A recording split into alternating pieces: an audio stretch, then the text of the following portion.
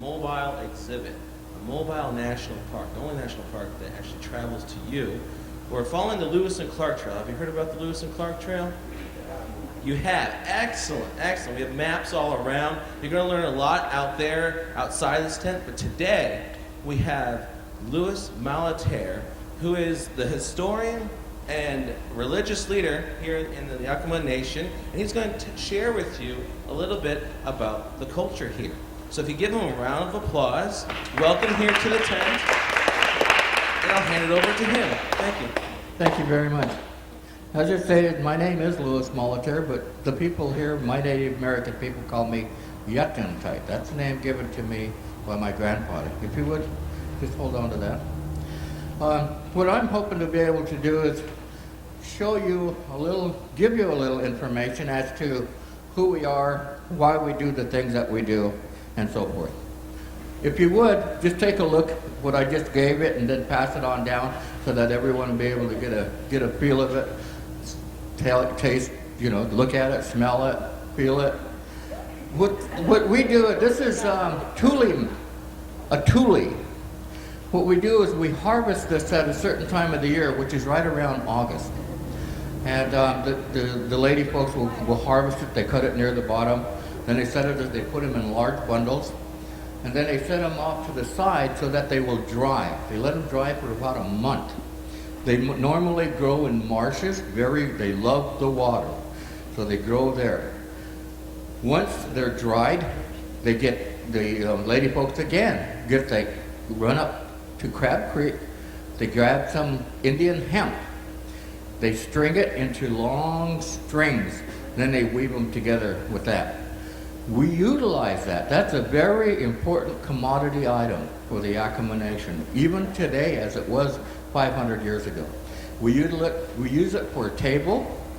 They're about 4.5 feet wide. We roll them out on the ground or on the floor, and we serve our foods, we serve our plates, we serve our silverware. Everything is on that, and we sit down and we normally eat right off of that, and that's our table. We also use it as a shelter.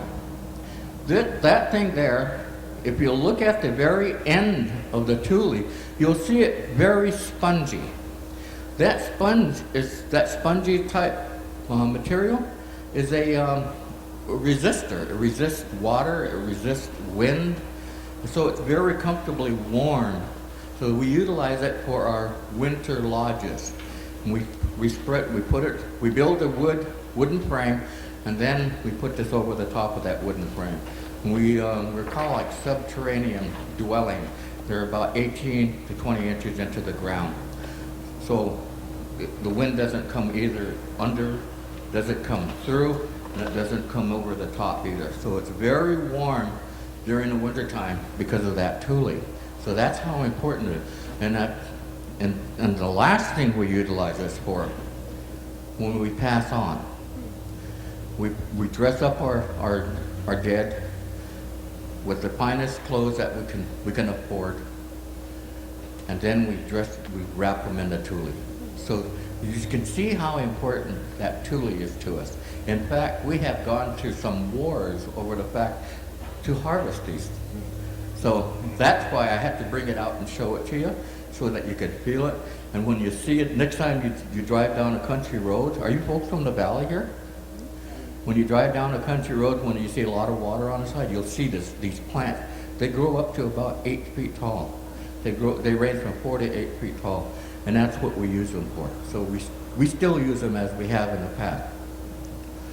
I'm with the Yakama Nation. Most of my responsibility is protection of cultural resources. And when I say cultural resources, I mean Native American as well as non-Native Americans, historical buildings, sacred sites, religious sites, things of this nature. And recently, my wife and I, we belong also to a NAGPRA committee, which is Native American Graves and Repatriation Act, which is a brand new federal law, which allows Native Americans to retrieve remains from all government institutions, libraries that receive federal money, universities that receive federal money, any organizations that receive federal monies, they have to do an inventory of all of the items that they had collected throughout the years. And many of the times, they involve remains of our past. So we have to go to this whole federal policies, and it weighs about 3 pounds, this federal law. And we abide by each and every paragraph. And so it's a very long, tedious task for us to go out and retrieve our remains, our ancestors and so forth. And we're doing it even today. It's sad to say, but apparently we buried our people in the wrong places in the past. So many of the times where we buried them, they became construction sites, or they became dams, or they became something of that nature where they had to remove them. And once they were removed back in the 40s, the 30s, and the 20s, and they were given to universities for study. And so now that's why we're trying to retrieve them. At this time, I'd like to turn this over to my wife, Marilyn, or what I like to call her, refer to as Walahushta. Please.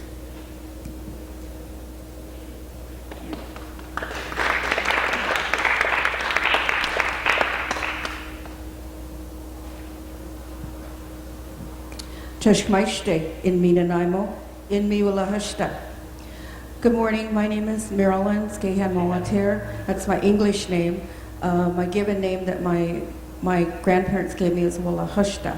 So each one of us are given an Indian name when we're young, and then as we turn adults, we get another name that we carry.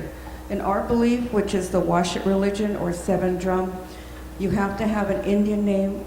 When you pass on, you can't go to the next world, which is your heaven.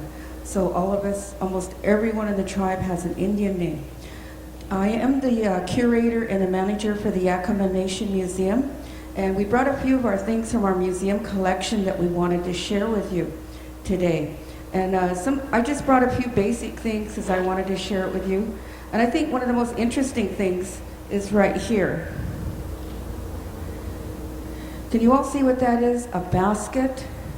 Can anyone guess what this is made of? Any? It's made out of a tree trunk, oak. Our ancestors, there wasn't, we didn't have the materials or anything, so we utilized what was given to us by Mother Earth. And when they needed something to cook in, they used to cook in these, put them over the stove because they're so heavy. And they'd take the part of the oak tree, you know where the knots are in the oak tree? And that's where they'd cut it out. And then they'd make this, make their own instruments, and they'd actually make their own cooking utensils. So this is actually could be used as a pot. I thought that's really interesting. That's part of our collection.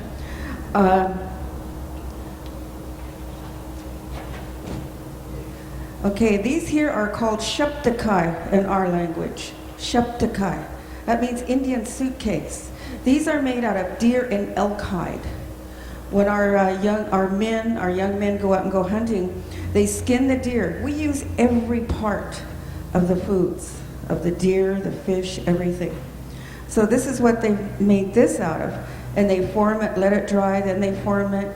And then what they do is, when they're going to travel, they throw their dried fish, their dried roots, whatever in there, tie it onto their horse, or just carry it like that, and you're ready to go. So that was our first original suitcase, shaptakai. This is I wanted to show you the young ladies. This is what's called a buckskin dress. This is also made out of deer hide. This is a real elaborate one that's out of our collection. Beautiful beaded one. And it's actually made out of deer hide too. Usually there's one for the front and one for the back. And then the ladies go around and do their own designs, their families. This is a young lady's buckskin dress. And they wear it for special ceremonies, what you call our gatherings, our powwows. And this is a new item that we just purchased for the Yakama Nation Museum, and this is called a wedding veil. Can I have, could you come up here for a second? This is what we call a wedding veil. You know when you have your weddings, you have the beautiful white and everything? This is what we use as our wedding veils. Then she would have a beautiful white buckskin dress on. And this is what they wear in our longhouses.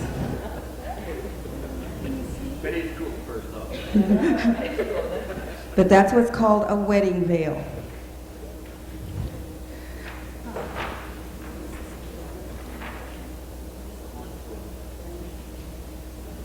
Okay, the next item we have is called a horn spoon.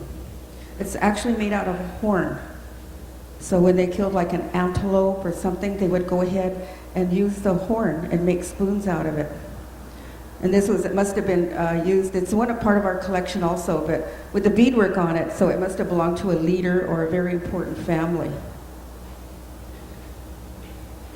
This next item is called a click-a-tat basket. And it's made by one of our Yakama members. Her name is Nettie Kunakai. She's one of the last ladies on our nation who make such elaborate and beautiful baskets. And they take a lot of time and a lot of effort because the ladies go out and gather the bear grass and they process it. And they use certain items. Everyone have their own, tricks of the trade, how they put the colors in there. But these are very, very valuable. So this is really a collector's item, actually. This next item is called a corn husk bag. And it's actually made, you know when you go out when the corn comes out and you have the husk on the outside? I believe the Hispanic communities use the husk for cooking. This is what we use it for. We make bags out of it. Can you imagine how many corn husks you have to strip one at a time to make these bags? And actually, they make bags bigger than this. They're huge like this. And they're used, when we have our weddings, let's say this young lady wore that wedding veil, got married in one of our longhouses, we have what's called a wedding trade. So the young lady, her family would come with these corn husk bags filled with dried deer, dried salmon, dried roots, and the young man's family would show up things to trade with the other families. Both families have to come. And they line things up in the longhouse. And we have what's called a wedding trade. That shows which family has the most and which family is more influential. And we still do that, but we don't do as much on the trade very much. And then I'd like to show you a couple of bags from our collection. This is a big, beautiful one. It's a peacock design. The beadwork here, the beads are made and they're put on one at a time. So you can imagine how long these bags are. It takes a lady. We have some good men beadworkers also, but mostly the ladies, but we do have some men who make beautiful outfits.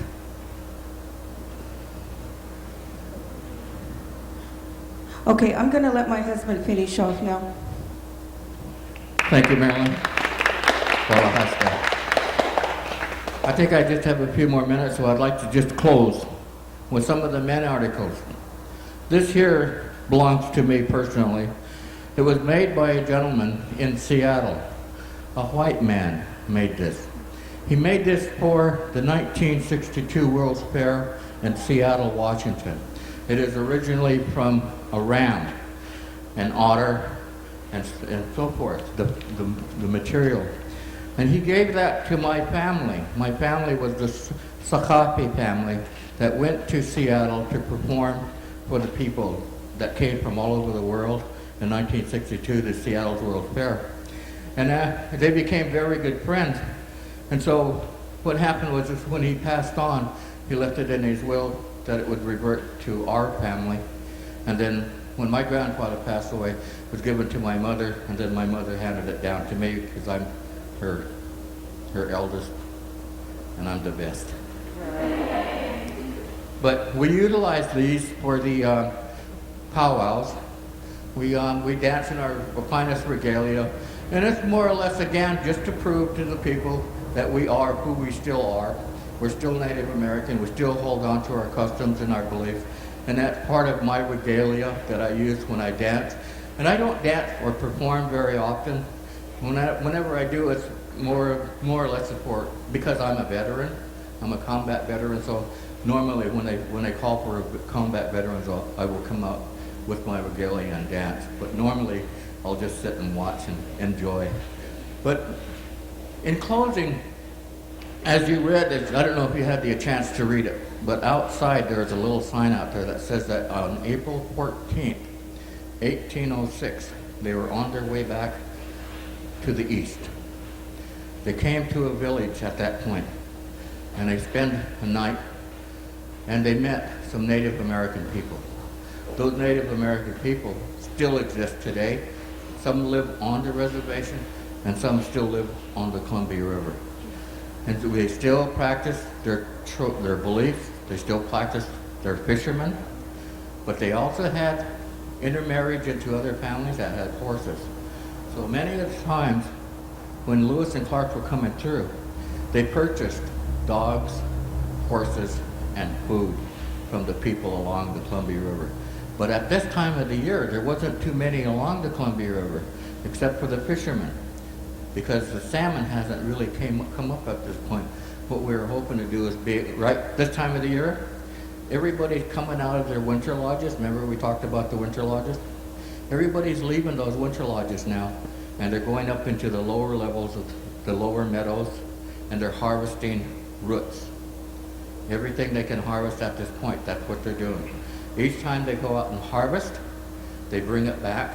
The men are out hunting for fresh game because we've been eating dry deer meat all winter long. Now we want some fresh ones. And so we want fresh fish. We have sucker. Anybody know what a sucker is? There's very little of them today, but they're starting to return. They're here all winter long, so we would eat sucker, would eat fresh roots. Bitter roots is our first one. Actually, celery is, but we don't have a piece for celery. They grow up, they came up I think it was about 3 weeks ago, they came up. We've already had a dinner for them. Now we're having dinners for bitter roots. We call it piache, you call them bitter roots. And if anybody has ever gone to Montana, it's a state flower in Montana. So this time of the year, we're all out busy harvesting because we only have certain, very short winters. We call windows of opportunities. You've heard that phrase before.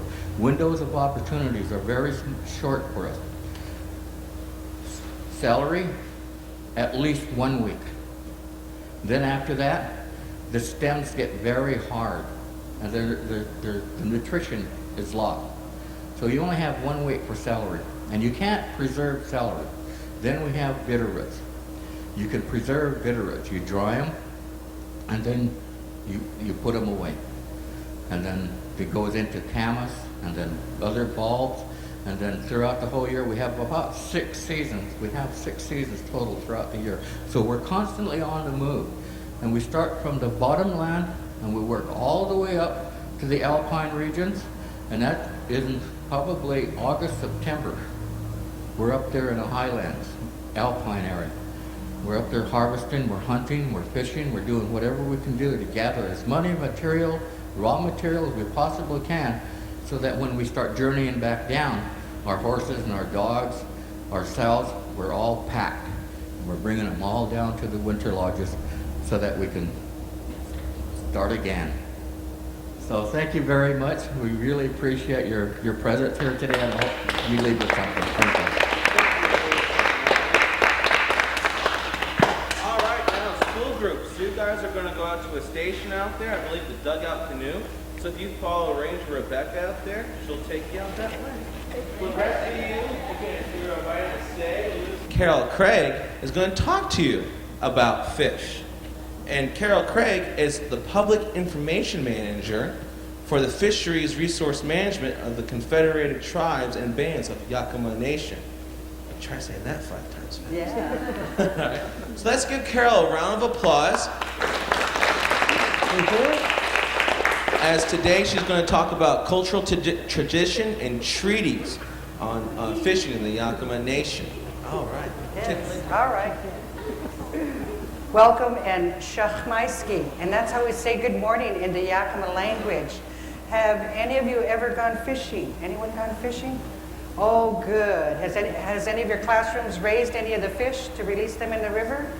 And maybe later on you'll get to do that. Good. Good. Lots of smart young students here today.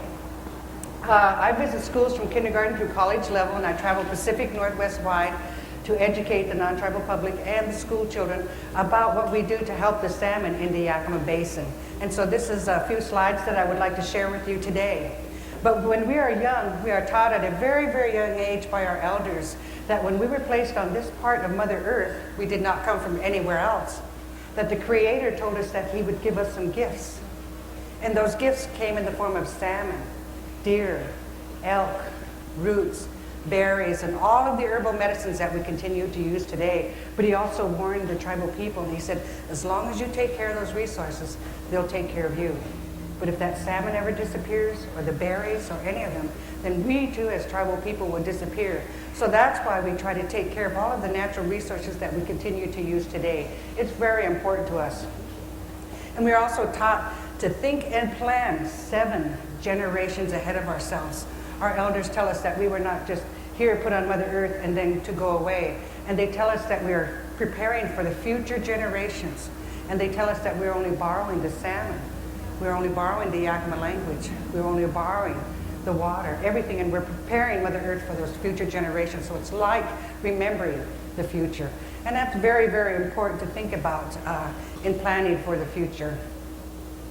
And also, salmon is the first food to reappear in the new year. So as the salmon reappear and all the other foods, we hold a first food ceremony, and we're thanking the Creator for bringing that resource back to us. Last weekend, they just had at Celilo on the Columbia River the first salmon feast, and so we had visitors from the Southwest all the way up to Canada that came and joined the tribal people there. And we don't have churches on the reservation. We call them longhouses. And so that's what they did. They conducted a first food ceremony, and that first salmon came back. So we were very grateful and honored that the Creator brought them back. This is the Yakama Nation emblem right there, and this is the emblem for the fisheries program. And what's very, very important to understand is our reservation right here. Back in 1855, the federal government purposely sought out the tribes, and they wanted to enter into a treaty. And they had been here before, and they knew that we had our own tribal government structure, our land, etc. And so they knew that they just couldn't come over and take it, so they entered into the treaty negotiation. And before they got there, the tribal people thought very carefully about what they were going to talk about. All of them did. And so when they sat down with the federal government asked them, what would you like to see on this piece of paper? And they said, first of all, we want to retain our tradition and culture. That identifies us as Yakama people. So they said, okay. They said, what else is important? They said, well, we have our own form of religion. It's called Washot. It interprets to 7 drums. We want to be able to keep that. So they said, all right. They said, what else is important? They said, well, you've been here on previous visits. We still have our own form of tribal government structure. We want to run by that, which we still do today. So they said, all right. And they said, what else is important? They said, well, we know that we're going to have to give up some of our land, and that's what they call the ceded area. That was over 12 million acres of land that they gave up, and then they reserved an original portion of their homeland. And so that's where that word reservation comes from. So they said, not only do we want to be able to fish, hunt, and gather all of our foods on the Yakama reservation, but the 12 million acres that they gave over to the federal government. So that's today why we have the right to go down to the Columbia River to fish, to go over to the Cascade Mountains to pick our huckleberries. There's certain digging roots areas off the reservation, and that treaty right is still with us today. And this is one of the very most important provisions of the Treaty of 1855 is the right of taking fish is hereby secured at all usual and accustomed stations. So not only on the Yakama reservation, but those 12 million acres. And so I know that they were thinking and talking and planning for me in 1855 because I am part of the 7th generation since that 1855 treaty. So I know how important that is. And in my travels, I travel Pacific Northwest wide. I always make sure that I hit the antique shops and the secondhand shops, and I start gathering these old photos of the tribal people. And I'm very fortunate, I think we are very fortunate today to have all of these old photographs. But my only complaint is, while they took those photographs way back then, they didn't name the people. So it would say Yakama woman, Yakama man, Yakama family. And I do a publication called Sinwit and sometimes I'll run the photos in there. And I've had people help me identify the people in these pictures. This woman was identified, her first name isn't known yet, but her last name is Monainik, and that's a large family here on the Yakama Reservation, and Jerry Monainik is one of our past chairmen of the Tribal Council. This gentleman was identified as Chief Inashka, and also these are Edward S. Curtis photos, and then these were photos of the tribal people when they traveled. Long time ago, they used to say, well, the tribal people are nomads. Well, we weren't lost and wandering around. You would find us where the resources were available at that time. So when the fish came to the river, that's where you would find them. When the huckleberries were ripe, then you would find them in the mountains. They just got through doing what they call their root digging. There's certain portions up there, if you know where the Yakama Fire Center is, there's certain portions where our roots grow.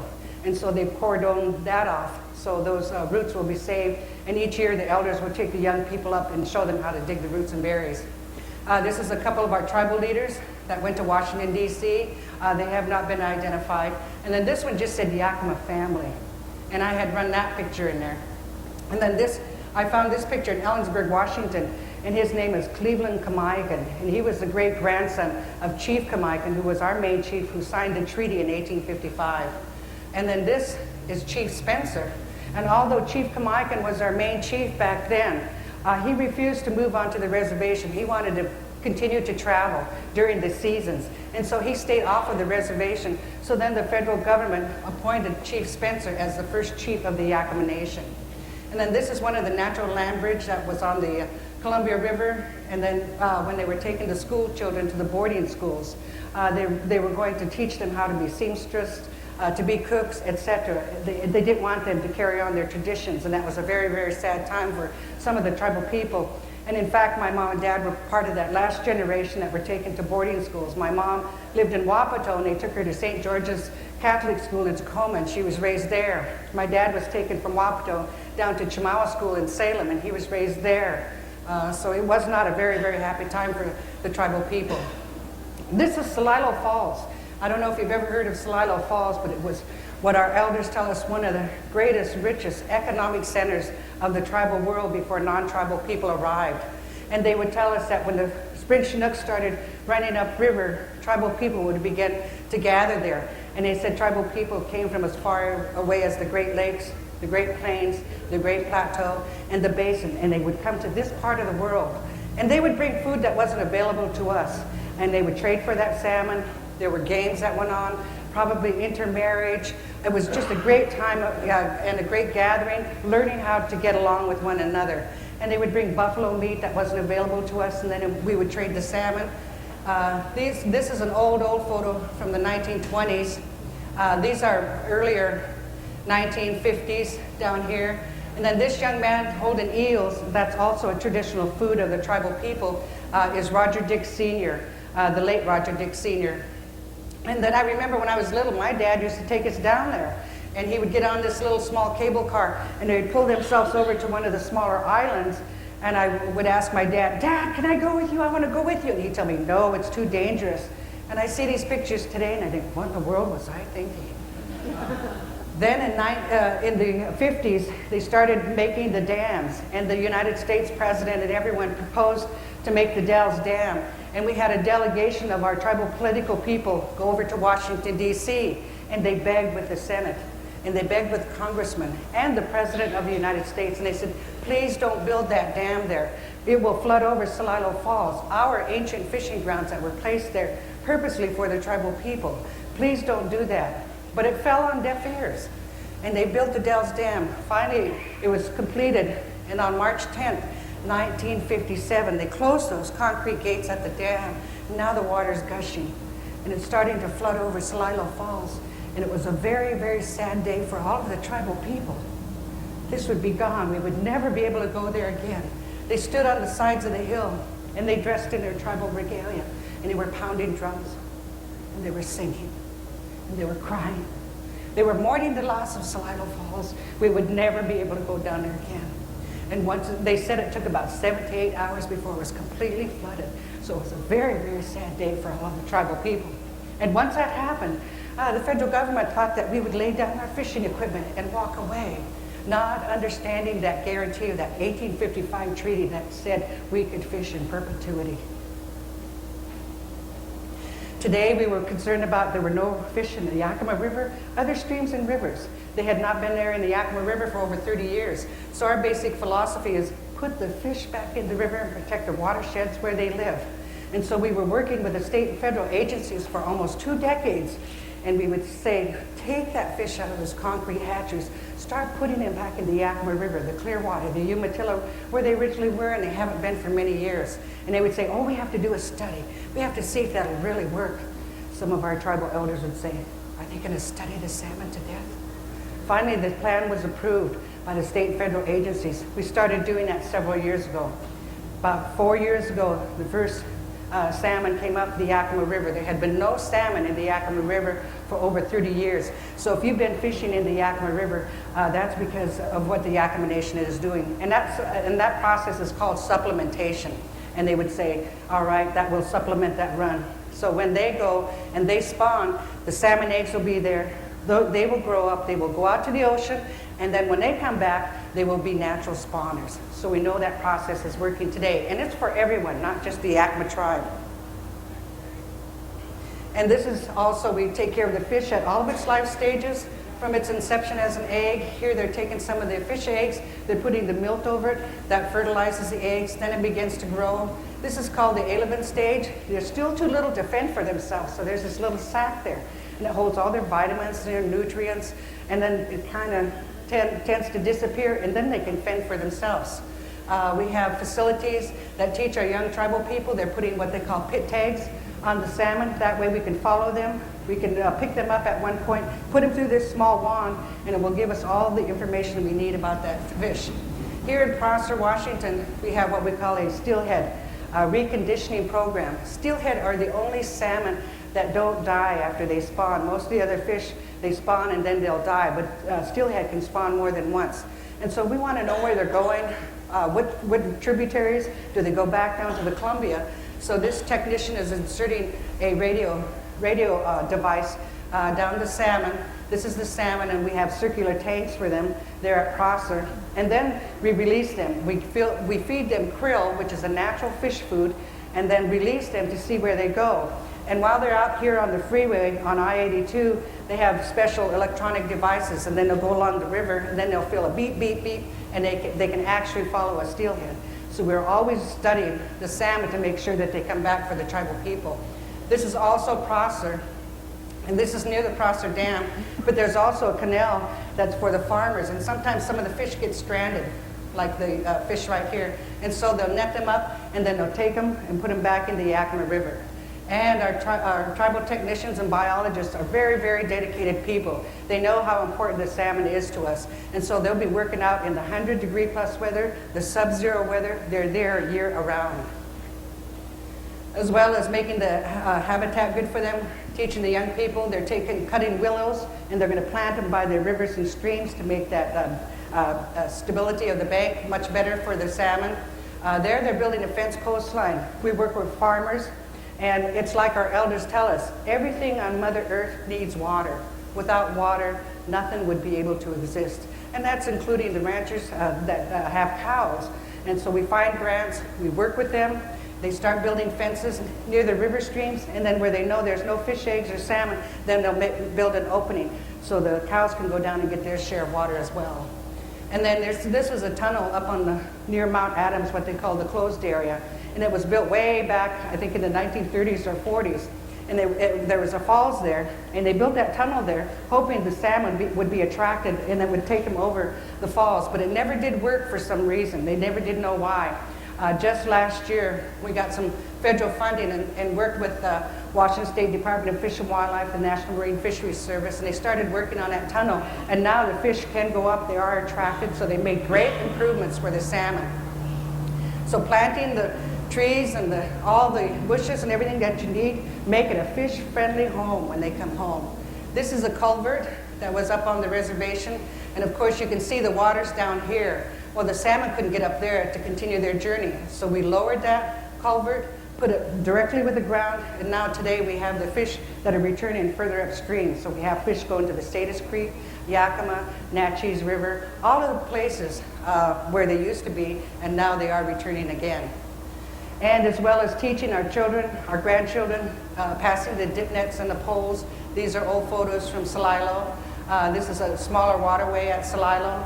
But today they're teaching the young people how to fish, how to do it. And we have not been able to sell the fish directly over the Columbia River banks. And that was not until before, the Dallas Dam was built. We were able to do that. There were that many fish returning, but we hadn't been able to do that until about 3 years ago. So non-tribal people can go directly to the tribal fishers and buy it for much cheaper than the grocery stores. And then each scaffold that you see, this is on the Klickitat River, is registered to a tribal fisher. And no one gets on there unless they have permission. And so if they get permission, then they can use their dip nets or their hoop nets, continue their fishing. And you have to be a very strong and agile fisherman to be able to put that pole down in the swirling waters. And they'll do that, and they'll go with the water. And then they'll fill a bump on there, and they know the salmon went in. So they start pulling it up like that. And then there's a release at the top. So then they'll go like that, so that salmon won't have a chance to jump out of that net. And today we're getting more young tribal women that are becoming tribal fishers. And each, as one in a family passes on, it goes to the next person. There may not be any men left, and so the women gladly pick that up. So today I've seen several more tribal women that are fishing down on the Columbia River, on the Yakama River, different places. And also keeping the tradition alive. Cooking the fish like we did a long time ago. They're drying it right here, preparing it. That's basically what we do today. Cooking it on the sticks over the fire. That's probably the best way. Her name is Sharon Dick, and each year she gets a grant from the Washington Historical Society, and she'll take a young woman under her wing, and she'll be their mentor. This young gal was from Nez Perce, and she wanted to learn how to dry the fish. And so I was down there, and I was doing a story for the Sinwitki magazine. And so she showed them how to do that, to get the fish ready, prepared, to slice it up, to do it in the thin slices. And then it's right down by the Columbia River. She uses cedar wood, and that's a natural detraction for bugs. So I never did see any flies or bugs nearby the dried fish. And they're changing it up to a higher space afterwards. And it's a very long process, because the young lady told me, oh gosh, she always made it look so easy. And I thought I'd love to learn that. She said, I didn't realize what kind of hard work went into it. And then once she got done, she gave me a gallon bag like that, just stuffed full of that dried salmon. And to us tribal people, that's like gold. And so I was very, very thankful. Very delicious, very soft and pliable. So she was a very great teacher to the young lady. And this is the old Celilo Longhouse that's down along the Columbia River. And last year, finally, 2 years ago, they found funding to redo the longhouse. The village people there built the longhouse in the 1970s. They were promised that they would replace it when they flooded the Dallas Dam, but they never did get funding. Finally, they found funding, and they started working on it. But back in the 70s when they were doing it, even the kids that are adults now, they were 5 years old, they said, I remember helping, and I would take shingles over, and they would do civic funding and get funding from all the neighboring cities around there. And so it was built by hand. So here they're tearing it down. And they just happened to be doing that last year about this time. So there was no longhouse to conduct the first salmon ceremony. So they built a canvas longhouse along the Columbia River, and they conducted their ceremony there. And the young men there, tribal men, are preparing the fish to cook them on the sticks. And so it was a great celebration. Then finally, this is part of the new longhouse. Commander Strock came from Washington, D.C. He wanted to see how it was going along. And they were building it, and it was just a beautiful sight once they were done. The kitchen is about 3 times larger than the old longhouse kitchen. They have a walk-in freezer, they have a walk-in refrigerator, commercial dishwashers, and the tribal women were saying it's so much easier now. And then finally, last July, they had a blessing ceremony for the longhouse. We had many, many tribal people there. They came from all over. We served our traditional foods. This is General Strock posing with the new chief of the longhouse. But we had many, many visitors. We had people. We had our elders there from all over, from many, many tribes. It was such a great day because we finally got the funding. It was finally done. It was just such a happy, happy day for all of the tribal people. And so that's where they conducted their first salmon ceremony last weekend, was at the new longhouse. And we had many smiling faces. And as we serve the food, the water is set there first. And then we take a drink, and then they'll serve the salmon, the deer, the elk, the roots, the berries. And that's what we consider. The salmon, deer, and elk are our brothers. The roots and the berries are our sisters. so we know how important it is to continue to take care of them. And that's what we plan on doing, and that's what we tell our youngsters. So the tradition and culture of the Yakama Nation, yes, it is alive today. The young people are still learning how to wear the wing dresses, how to braid their hair. These young girls were at Salila last year, so the lady was talking to them, here, take these tule mats, take them in, and they would set them on the ground, and then they started serving the food. We're still teaching them our tribal songs. They're still dancing, they're singing, we're still cooking the salmon. This is the Wanapum village up by Priest Rapids. A couple years ago, they were teaching their youngsters, they were just about as old as you, how to collect those reeds along the river, spread them out and dry them, and then hook them up and put them together. And that's what the longhouse looked like afterwards. So yes, the tradition and culture of the Yakama tribal people is alive and well today. And when I think back to that 1855 treaty, I think had that not been there, I might not be here today. So I know what an important document that is. Are there any questions? No questions? Okay, take out a piece of paper. No, I'm just kidding. I brought some handouts to share with you today, and you can come up and get them, just get in line one by one. Hang on just one moment. I've got 4 pictures of salmon. There's descriptions on back so you'll know how to color them. There's identify and label the parts of the salmon, internal and external. And then here's a life cycle salmon. And then here's a fun one. Follow the directions on here, and it'll end up like a teepee. You have the teepee poles over here, but just follow the instructions right here. And then you can make your own designs on there. And then I also have some stickers, and it says, celebrate the salmon cultures. And our tribal elders always say, when you go somewhere, always have a gift. So I've got some salmon necklaces I'd also like to share with you. And I'd like to thank you for your time, and I appreciate it. Let's thank Carol for coming in today. Children, we'll pass them out to your teachers, and your teachers then can distribute